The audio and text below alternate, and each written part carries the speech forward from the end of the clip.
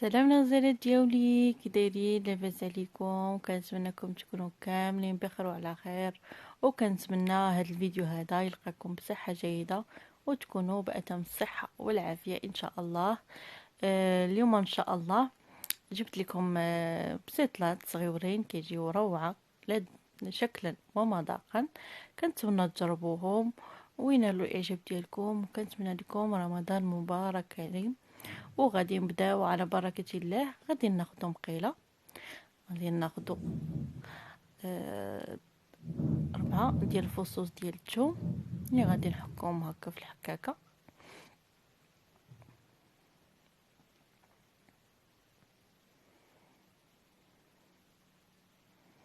خذ مقيلة اللي تكون ما كتلصقش.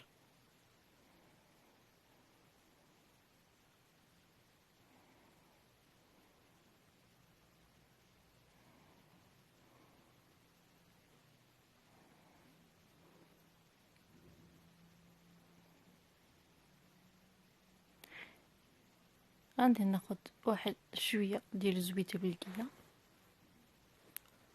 نتوما يمكن لكم ديروا اللي بغيتو ديروا زيت زيتون، بغيتو ديروا زيت نباتيه، اللي بغيتو كيبقى لكم الاختيار.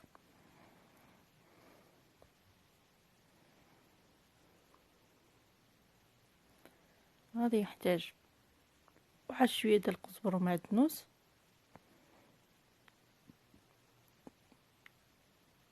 هكا 2 معالق على حسب كل واحد. وغادي نحتاج كميه ديال الحوت، غادي نحتاج هنايا شويه ديال الروكان. يمكن لكم ديروا الميرنا، يمكن لكم ديروا اي حوت، مهم يكون ما فيش هكا الشوك، تكون هكا فيهم البرة صافي. وغادي نقطعهم هكا طريفات صغيورين.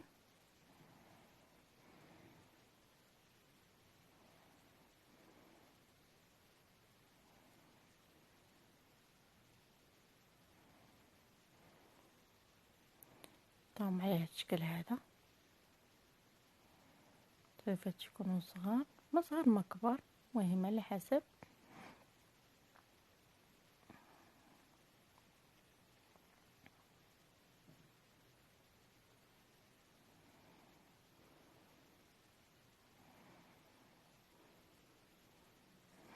غادي نقطع حتى نكمل الكميه ديال الحوت اللي عندي، تكمل على هاد الشكل هذا.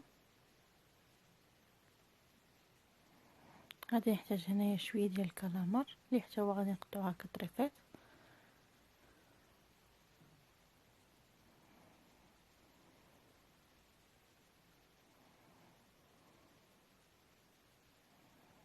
هنا هاد الشكل هذا.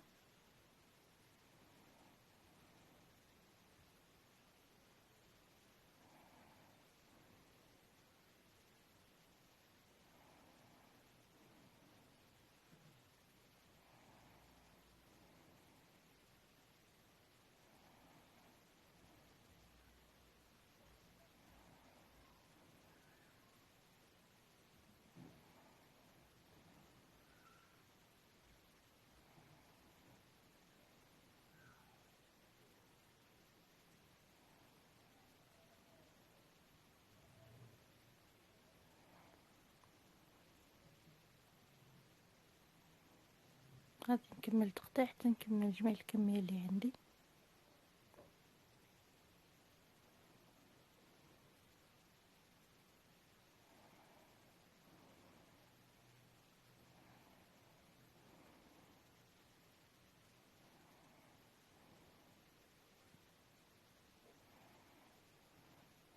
ها هو الحوت اللي عندي كما شفتوا. عندي شويه الكروفيت، شويه الكالامار، وشويه ديال الروكان. هيا الثومه والزويته والقزبر اللي درتهم كيتشحروا. من بعد ما تشحروا غادي نزيد عليهم هكا الحوت، وغادي نحطهم يتشحروا على عافيه تكون مجهده شويه صافي. غادي نحتاج بالنسبه للتوابل، غادي نحتاج شويه ديال الملحه، غادي نحتاج شويه ديال الكمون،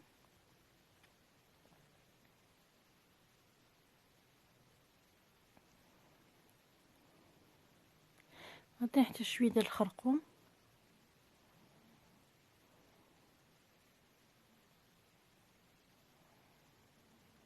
شويه ديال التحميره البابريكا،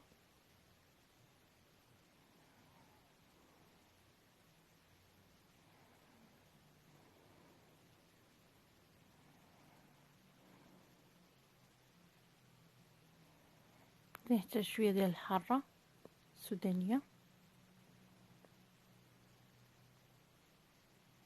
صافي، ونحطهم فوق البوطه. بالنسبه لهذا غادي نحتاج الشعريه الصينيه، وغادي نحتاج الماء اللي يكون مغلي. داك شويه ديال الحوت اللي بقى لي غادي نديرو تما معاها باش تعطي داك المذاق ديال الحوت صافي. وغادي نزيد معاها شويه ديال المليحه صافي، ونزيد الماء كما قلت لكم. ها هو الحوت ديالي من بعد ما طاب غادي نزيد ليه واحد ضامه ديال البنه ديال الكنور. غادي نحتاج واحد ديال الشامبينيون،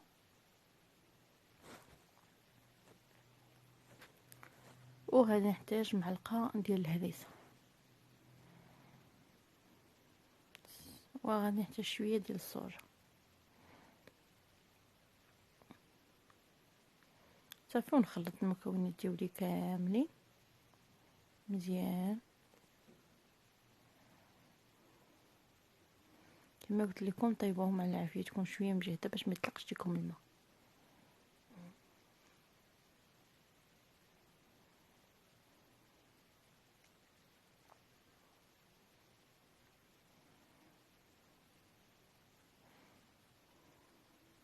هيا الشعريه الصينيه بعد ما دارت غادي نقطعها طريفات صغيورين صافي، ونزيدها هكا فوق الحشوه ديالي. قطعوها ما تخليوهاش هكاك طويله، قطعوها بمقص او لاموس لي المهم على حسب كل واحد صافي. ونزيدوها هكا فوق الحشوه ونخلطوهم مزيان.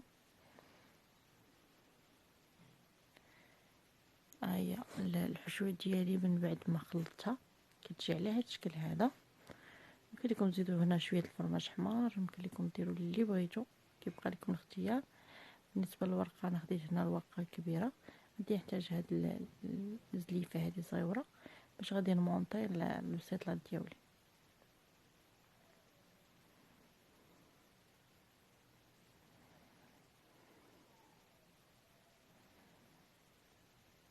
غادي ناخذ واحد الورقه عفوا خديت الورقه الصغيره. غادي نحتاج واحد الكميه ديال الحشوه، دير هكا 2 معالق ولا على حسب صافي. نجمعها على هذا الشكل هذا، ندير تنيه فوق تنيه تنيه فوق تنيه حتى نلقى كامله.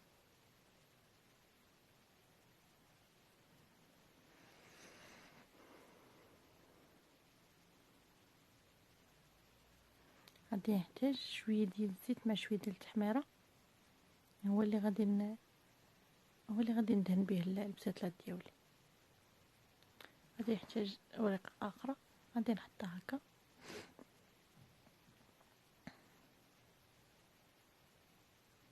غادي نحط البساتله ديالي بحال هكا على الجهه اللي تنيت فيها. غادي ندهنها بشويه زويته وشويه ديال التحميره وشويه الهريسه صافي. ونجمع الجوانب ديالي بحال هذا الشكل هذا. طريقه سهله وعمليه، اهم حاجه كيجيو البساتلات ديالكم رائعين في الشكل وفي المذاق وفي كل شيء.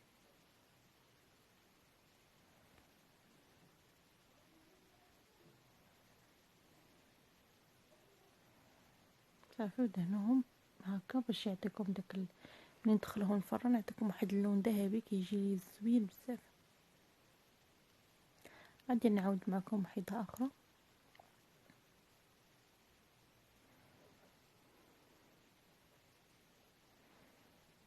غادي ناخذ ورقه ديال البسطيله، غادي ندير الحشوه ديالي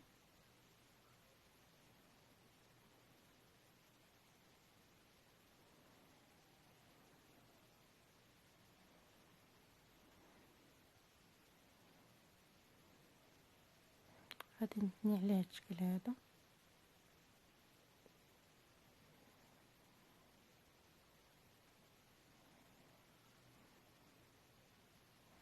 نحطها على جانب، ناخد ورقة ثانية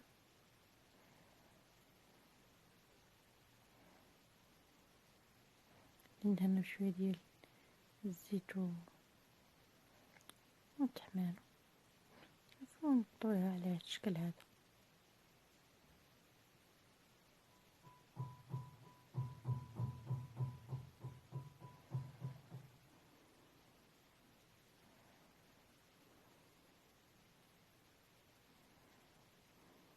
ندهنها من الفوق صافي. يمكن لكم تدخلوها دابا الفران درجة حرارة بسيطة، طيبوهم من التحت ومن بعد طلعوهم من الفوق يتحمروا. فهاد سميتو هذا كيعطيهم واحد اللون زوين بزاف، لون ذهبي، كيجيو رائعين شكلا ومذاقا. اي فوالا البنات، هذا هو الشكل النهائي ديال البساتلات ديالنا، كيجيو على هذا الشكل هذا. كنتمنى تجربوهم وينالوا الاعجاب ديالكم، فهما بطريقه سهله واهم حاجه كيجيو لذاذ بزاف. كانت معكم انا مسات ياسمين، كنتمنىكم تكونوا كاملين بخير وعلى خير، ونتلاقاو في وصفات تانية ان شاء الله. دمتم بصحه جيده والى اللقاء.